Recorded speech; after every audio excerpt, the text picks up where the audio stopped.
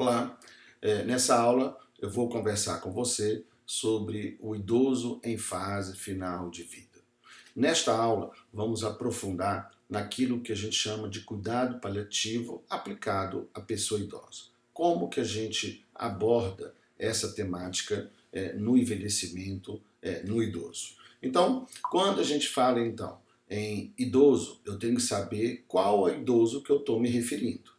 E aqui você está vendo a classificação clínico-funcional do idoso que nós criamos em 2016 exatamente para mostrar a heterogeneidade entre os idosos. Então, basicamente, nós temos 10 tipos de idosos, desde o idoso extrato 1, que tem muita vitalidade, um idoso robusto, até o idoso extrato 10, que tem pouca vitalidade. Observe esse triângulo verde e, consequentemente, tem muita fragilidade. Então, o cuidado paliativo ele tem uma relação absoluta com essa classificação clínico-funcional do idoso, principalmente naqueles idosos que evoluem com doenças crônico-degenerativas, que é o foco dessa aula.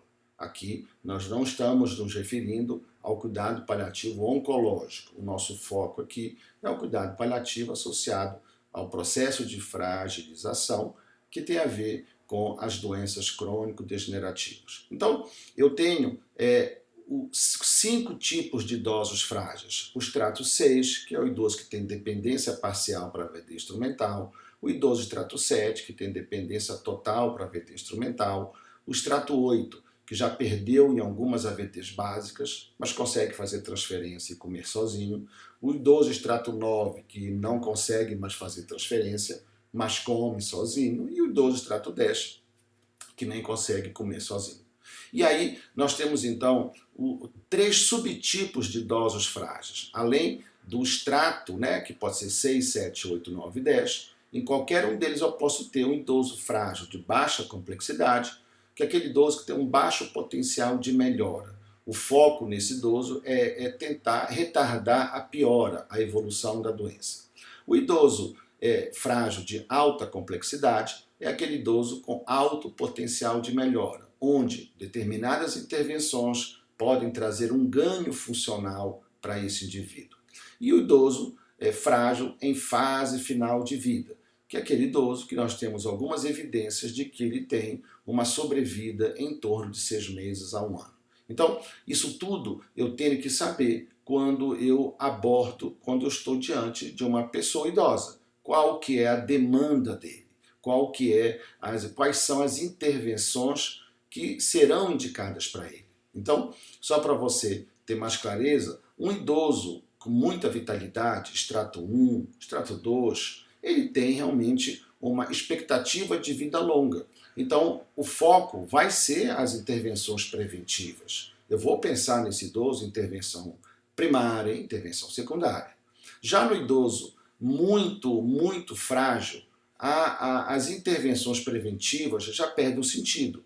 E aí o foco vai ser as intervenções paliativas, cujo foco é o conforto do indivíduo, que tem tudo a ver com aquilo que a gente chama de fragilidade. Então, isso nós temos que ter clareza na hora de avaliar um idoso. E como que é a distribuição dos idosos numa população? Veja nessa pirâmide de risco que 50% dos idosos são robustos, extrato 1, 2 e 3.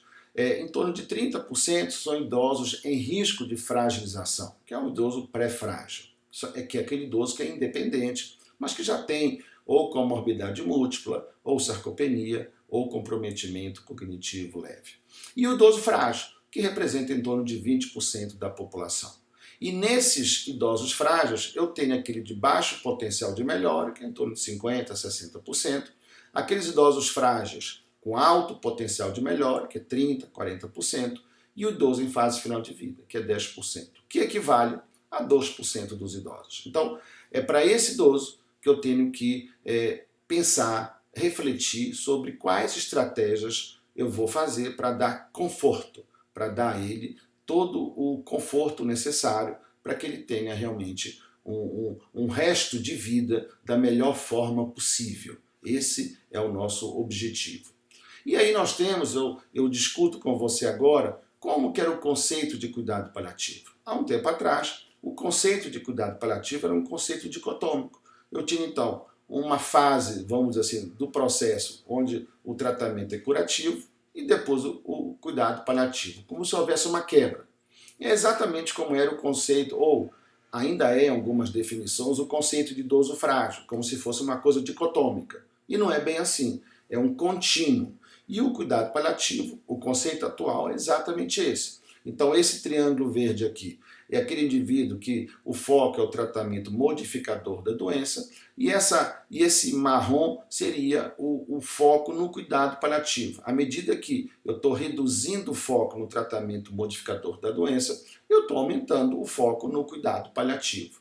Então, e aqui eu tenho essa fase, que seria a fase referente ao processo de morte e ao luto, que também é importante nesses indivíduos, nas famílias desses indivíduos.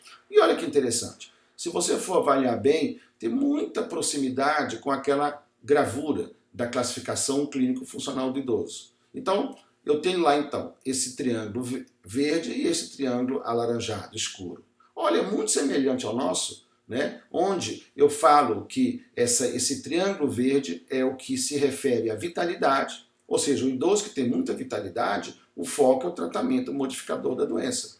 E o triângulo alaranjado é o triângulo da fragilidade, que é o cuidado paliativo, onde o foco é o conforto. É um contínuo, não tem como eu definir onde começa um, onde termina o outro. É um contínuo, da mesma forma que o processo de fragilização. Então, observe que há muita semelhança conceitual naquilo que a gente chama de fragilidade no idoso e aquilo que é chamado de cuidado paliativo.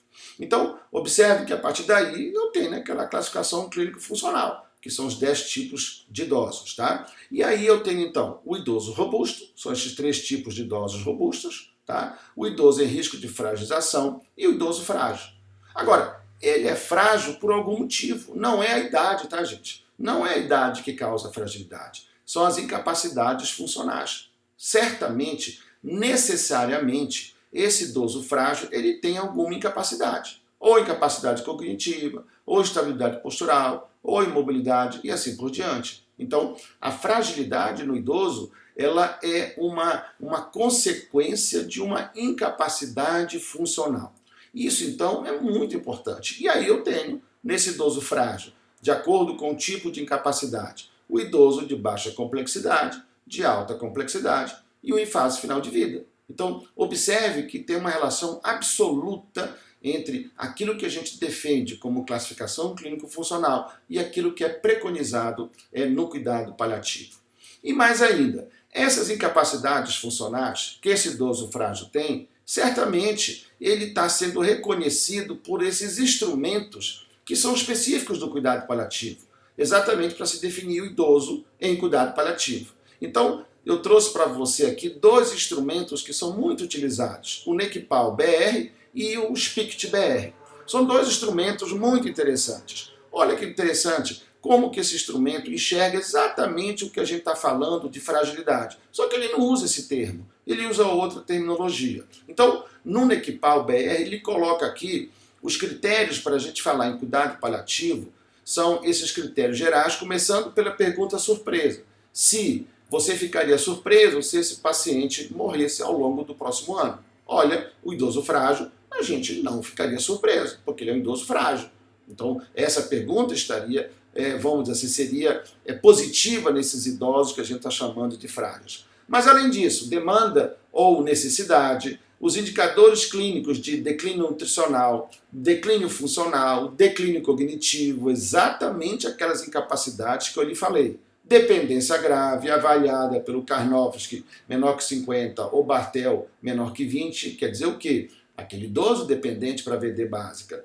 Olha aqui as síndromes geriátricas, exatamente o que a gente utiliza na nossa classificação. Sintomas persistentes, aspectos psicossociais, que é o que a gente chama de fragilidade clínico-funcional. A multimorbidade, olha aqui, né, que é o que a gente está chamando de comorbidade múltipla. O uso de recursos. Então, o NECPAL-BR usa exatamente aquilo que a gente falou para você, usando uma outra linguagem. O SPICT também é um instrumento muito interessante, é a mesma coisa. Aqui, os critérios gerais, que definem aquele indivíduo que tem uma baixa expectativa de vida ou uma expectativa de vida inferior a 1 ano, onde o foco é o cuidado paliativo. E aqui, gente, é importante lembrar que o cuidado paliativo não se importa com o tempo de vida. Igual nós na geriatria, a gente não quer saber a idade do indivíduo, a gente quer saber a vitalidade, para a gente saber qual que é o foco das intervenções. No cuidado paliativo, não há mais essa necessidade, vamos dizer assim, de se definir o tempo de vida. Não, o que temos que saber é, olha, qual que é a demanda desse indivíduo para a gente melhorar a vida dele e melhorar, inclusive, o processo de morrer desse indivíduo. Então, por isso que esses dois instrumentos, eles dialogam com muita sintonia com um modelo multidimensional de saúde do idoso, que é o que a gente está trazendo para você. Bem, então essas incapacidades são causadas por doenças graves, ou uma doença neurodegenerativa, por exemplo, uma demência, uma doença de Parkinson, uma doença cerebrovascular, aquele idoso que teve múltiplos AVCs, um transtorno mental, doença cardiovascular grave, uma insuficiência cardíaca NIRA 4, uma pneumopatia grave, um DPOC grave e assim por diante. Olha, as incapacidades são causadas por doenças graves, não vêm à toa, elas vêm como consequência de uma doença grave ou várias doenças ao mesmo tempo. E é por isso que nesses instrumentos, né, lá também tem as doenças graves, né, que nós já acabamos de falar que causam as incapacidades. Novamente, a coincidência. Então, veja que no NECPAL ele fala doença oncológica, doença pulmonar, obstrutiva crônica, doença cardíaca crônica, demência, fragilidade, doença neurológica vascular, enfim, exatamente as causas das incapacidades, dessas incapacidades que definem o idoso frágil. Então, o NECPAL-BR, nos aspectos específicos para se falar em idoso em fase final de vida, usa o mesmo modelo que a gente usa. E olha que interessante, o SPIC também, câncer, demência / fragilidade, doença neurológica, doença cardiovascular, doença respiratória, doença renal e doença hepática. Exatamente o que a gente define, que a gente falou para você, que levam às incapacidades, que vão levar à fragilidade. Então, é indissociável, é uma coisa só.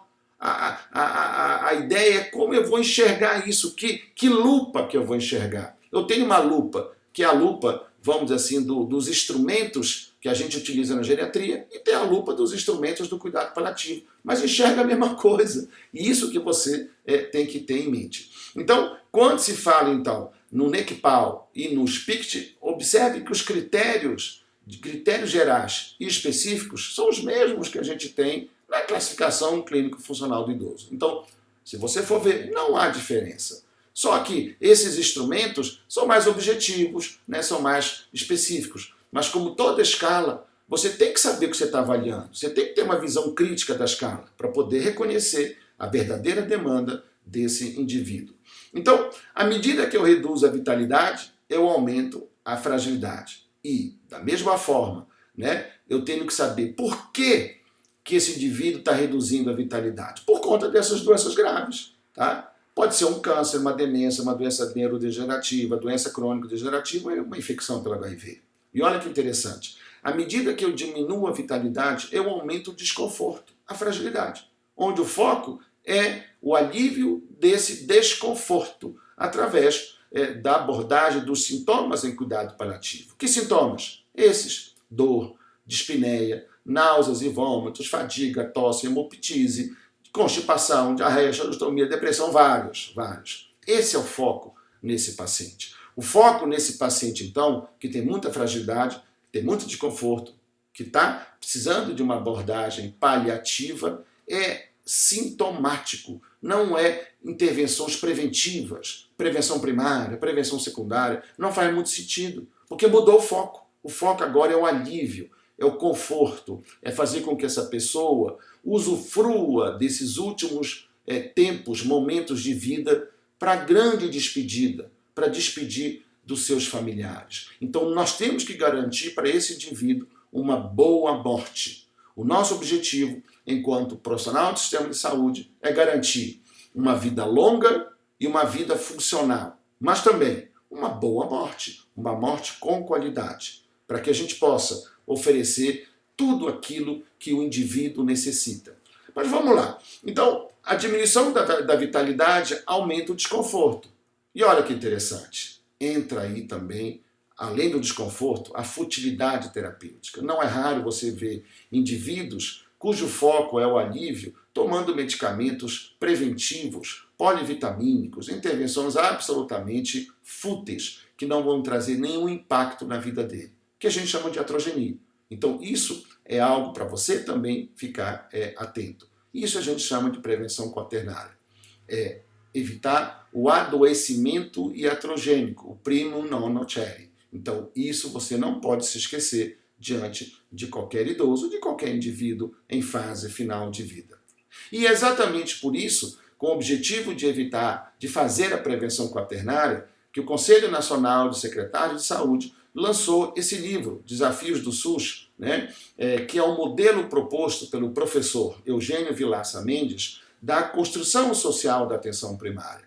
Observe, então, que enquanto rede, eu tenho que oferecer para esse cidadão, para esse usuário do SUS, todas as tecnologias disponíveis, as melhores tecnologias. E aqui está o modelo dessa construção primária, que é a casinha, a analogia da casinha, onde eu tenho o macroprocesso 1, que são os macroprocessos e microprocessos básicos da atenção primária, que é essa base da casa, os macroprocessos de atenção a eventos agudos, que esse 2 aqui, que é uma das paredes, os macroprocessos das condições crônicas, que é a outra parede, os macroprocessos da atenção preventiva, que é o número 4, que é esse telhado, digamos assim, o macroprocesso das demandas administrativas, que é o teto, os macroprocessos da atenção domiciliar, que é a porta, os macroprocessos do autocuidado apoiado, que é essa janelinha. Então, é isso que a unidade básica de saúde,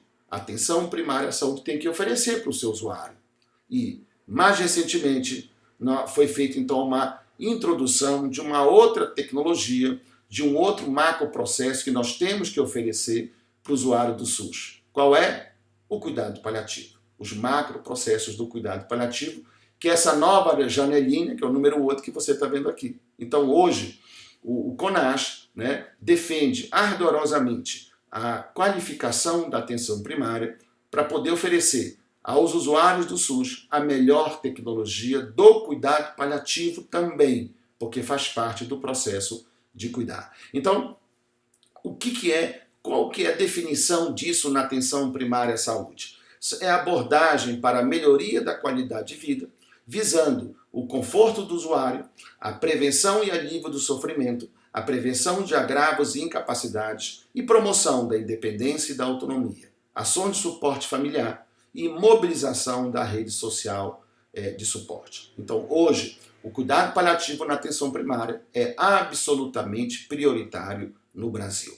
E aí, para concluir, quando a gente fala em rede de atenção à saúde, a gente tem que pensar em qual população, o modelo de atenção e a estrutura operacional. Não podemos nos esquecer do triplo objetivo, do triplo aim, que é oferecer a melhor experiência do cuidado, mesmo do cuidado paliativo. É uma tecnologia extremamente complexa e que nós temos que conhecer. A melhor saúde populacional, ou seja, os melhores indicadores de saúde, e o melhor custo per capita, e a gestão integral da saúde centrada na pessoa. Esse é o nosso foco. Agora, para isso eu tenho que ter, então, na estrutura operacional, atenção primária com essa casinha que eu acabei de discutir com você, com essa janelinha do cuidado paliativo. Atenção primária com a retaguarda na atenção secundária e na atenção hospitalar, que é a atenção terciária. Sem nos esquecer dos sistemas de apoio, dos sistemas logísticos e do sistema de governança. É o modelo do professor Eugênio Vilaça Mendes. E tenho que reconhecer quem é essa população. Saúde da pessoa idosa. Quer dizer, a pessoa idosa pode ser da mulher na gestação, parto e puerpério, pode ser a saúde do adulto, pode ser a saúde da criança, a saúde da mulher e a saúde mental. São as grandes redes transversais, as redes do sistema de saúde. O cuidado paliativo está em todas, tá, gente? Então, o cuidado paliativo transversaliza todas as redes específicas. E nós temos que estar atento para fazer com que essa tecnologia, com essa melhor experiência do cuidado, do cuidado com foco no cuidado paliativo esteja disponível para qualquer cidadão brasileiro, incluindo a pessoa idosa. Era isso que eu queria trazer para você. Até já.